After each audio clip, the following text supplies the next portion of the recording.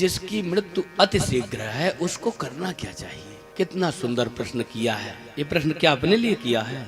कौन आए बहुत दिन तक जिएगा, अधिक दिन तक कौन जिएगा?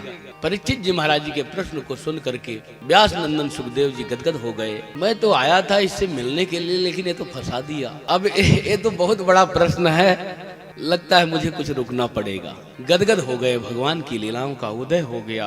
हर ही राम चरित सबाए, पुलक अंग लोचन जल छाए, मगन ध्यान रस दंड जुग पुन मन बाहर की। जैसे भोलेनाथ जी का मस्ती होती है कथा की, वैसे मस्ती हो गई। आपने कितना सुंदर प्रश्न किया है।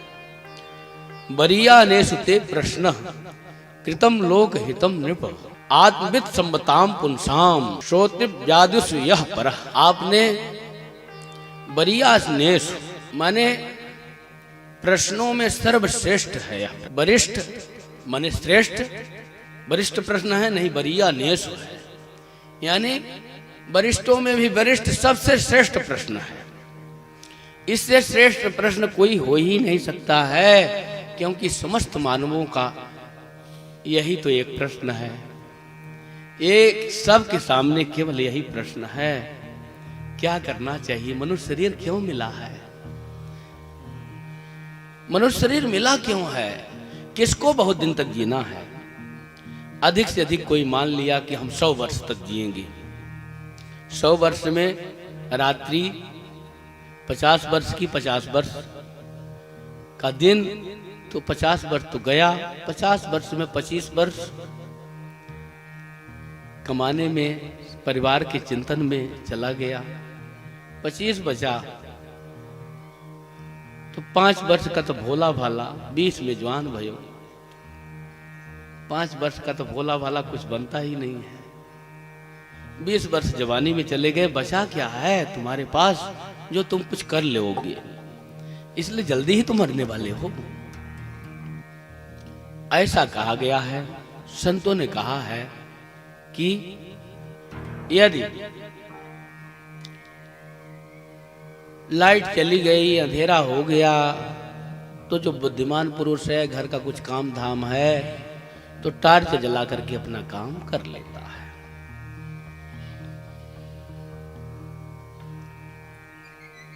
इसी प्रकार से इतने बड़े घोर कलिकाल में, कलयुग का समय है, पाप परायण सब नर नारी, पाप ही पाप का व्यापार सारे संसार में है।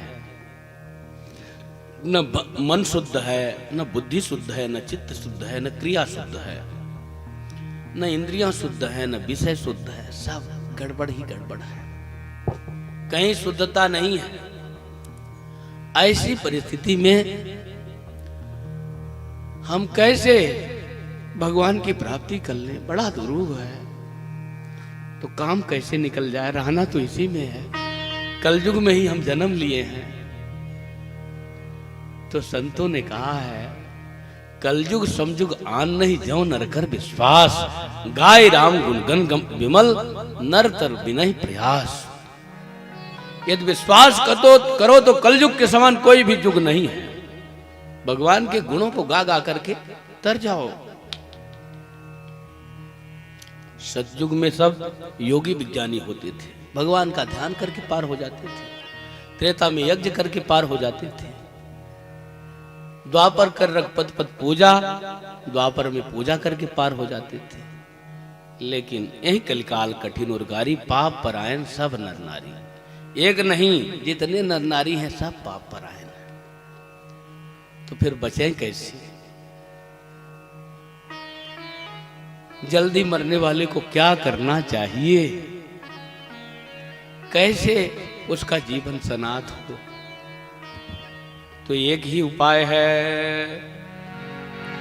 तस्मात् भारत सर्वात्मा भगवान ईश्वरो हरिः, श्रोतव्यः कीर्तितव्यस्य स्मर्तव्यच्चेच्छता भयम्। अरे भारत के सपूत, भारत शब्द से परीक्षित जी को संबोधित किया है। भारत में सबसे महान, भारत की अध्यक्षता करने वाले, अरे भारत के सपूत। भारत नाम था अर्जुन का, अर्जुन के वंशज, अरे पांडवों के वंशज, अरे भारत,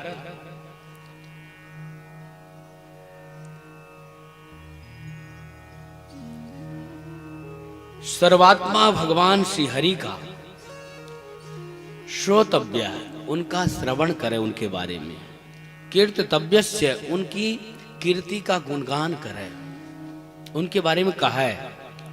और स्मर्तव्य चेत था वयम, स्मरण करें, भगवान के बारे में सुनना, भगवान के बारे में कहना और भगवान के बारे में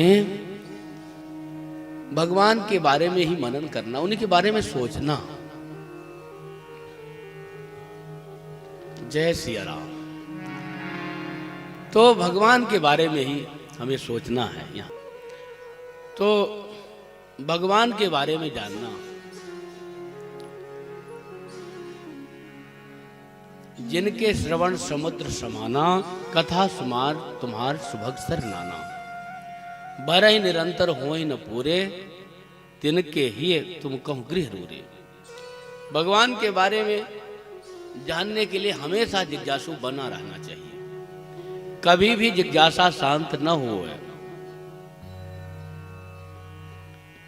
हमेशा भगवान के बारे में जानता ही रहा है, भगवान के बारे में पूरा पूरा ही कोई जानता नहीं। हम सब अज्ञानी हैं, भगवान एकमात्र ज्ञानी हैं। हम लोग कैसे जानते हैं भगवान को? देखो कैसे जानते हैं। जैसे कोई अंधा व्यक्ति है, अंधा व्यक्ति को किसी हाथी के पास आप ले गए, 4 से 10 अंधे हैं, किसी ने सूंड पकड़ा तो कहेगा हाथी सूंड के आकार का है, किसी ने पैर पकड़ा तो कहेगा हाथी पैर के आकार का है, किसी ने पूंछ पकड़ा तो कहेगा पूंछ के आकार का है, किसी ने कान पकड़ा तो कहेगा इस आकार का हाथी है, किसी ने दांत पकड़ा तो दांत के आकार का बताएगा। इसी प्रकार से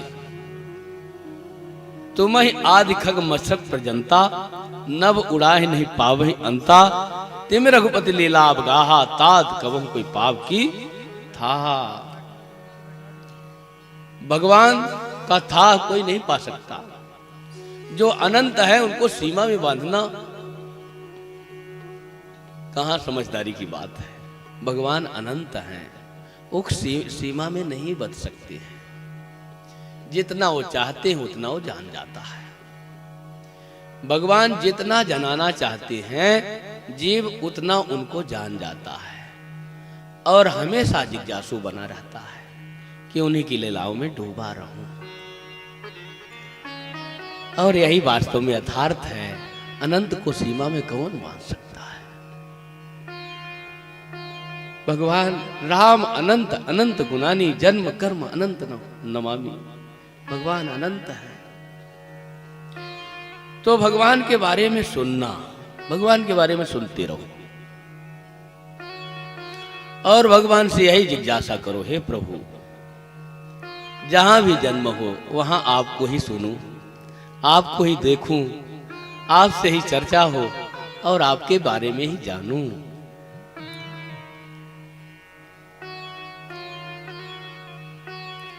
दूसरी बात क्या है? कीर्तव्यस्य, भगवान का गुणगान करें। जैसे दास गुणगान कर रहा है, जो समझ में आ रहा है गुणगान कर रहा है। शेष सरस्वती भी थक जाते हैं जिनके गुणगान करते करते। तो हम सब पावर प्राणी कितना करेंगे उनका गुणगान, लेकिन जितना वो समझाएंगे उतना करना चाहिए। तो ये नहीं कि हम अधिक है वो कम है, वो अधिक है हम कम है, ये सब बात नहीं, इसमें नहीं पढ़ना चाहिए। इस झगड़े में कभी भी न पड़े। बस हम राम जी के हैं, राम जी की चर्चा करना हमारा धर्म है। मस्ती से भगवान का गुणगान करें और गुण कीर्तन और नाम कीर्तन। भगवान की कथा कहना गुण कीर्तन है और भगवान का नाम जप करना नाम कीर्तन है। दोनों कीर्तन ही है, जिससे जो बने सब करे अपना अपना। जिससे गुण कीर्तन न करते बने तो सुने, और सुनेगा तो अपने आप मनन होगा। तीसरी बात कही है, स्मर्तव्यच्चेता भयम, स्मरण करोगे तो मृत्यु के भय से मुक्त हो जाओगे। भगवान का भजन करने से किसको गति नहीं मिला। एक एक से पापियों का उद्धार हो गया है। गणिका, अजामिल, व्याध, गीत, गजादि, खल तारे घना, आभीर, जन्म, किरात, खस्वपचादि, अद अगरूप जे, जब नाम बारग ते पावन हो, ही राम नमामिते। ऐसा सुंदर भगवान का नाम है, भगवान का चरित्र है। इसलिए भैया जब तक जीवन रहा है सुंदर भगवान का नाम स्मरण करते रहो।